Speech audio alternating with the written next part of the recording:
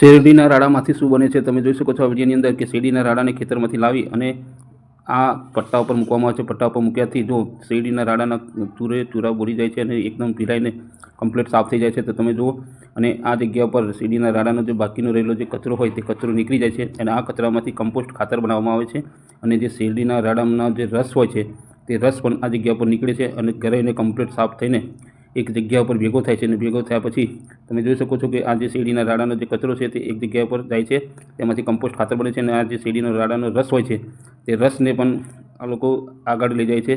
અને આગળ લઈ ગયા પછી તમે જુઓ કે કેટલી મસ્ત રીતે શેરડીનો રસ કાઢે છે. અને રસ કાઢ્યા પછી જે કચરો છે એ કચરો એક અલગ જગ્યા પર પડે છે, તેમાં કમ્પોસ્ટ ખાતર બને છે. અને એ કમ્પોસ્ટ ખાતર પછી ખેતરની અંદર વપરાય છે. અને જે શેરડીનો રસ હોય છે એ શેરડીના રસમાંથી તમે જોઈ શકો છો કે અલગ અલગ પ્રોડક્ટ બને છે.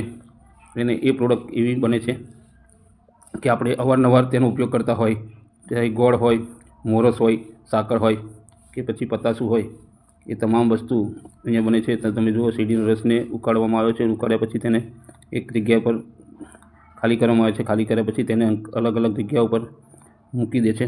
અને તમે જોઈ શકો છો કે કેટલો ગરમ થાય છે અને કેટલી ટેમ્પરેચરમાં થાય છે. પછી જો તમે આવું લિક્વિડ થઈ જાય છે અને આવું લિક્વિડ થઈ ગયા પછી અલગ અલગ રીતે એનું પ્રોસેસન થાય છે અને અલગ અલગ એની પ્રોડક્ટ બને છે.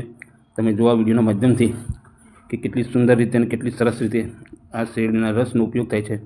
અને તમે જોઈ શકો છો કે અહીંયા મોરસ એટલે કે ખાંડ અને સુગર બને છે, ખાંડ બને છે. અને બીજા શેરડીનો રસ જે છે તેમાંથી ગોળ અને અન્ય પ્રોડક્ટ બને છે. તો આપણે આ મોરસનો અલગ અલગ રીતે આપણે ઉપયોગ કરતા હોઈએ. તો તમે જોઈ શકો છો કે મોરસ ખાંડ જે છે તે કેટલી સુંદર અને કેટલી મસ્ત રીતે બનીને તૈયાર થઈ ગઈ છે. અને આ જ ખાંડનો ઉપયોગ આપણે અવારનવાર કરતા હોઈએ છીએ. તો તમે જોઈ શકો છો.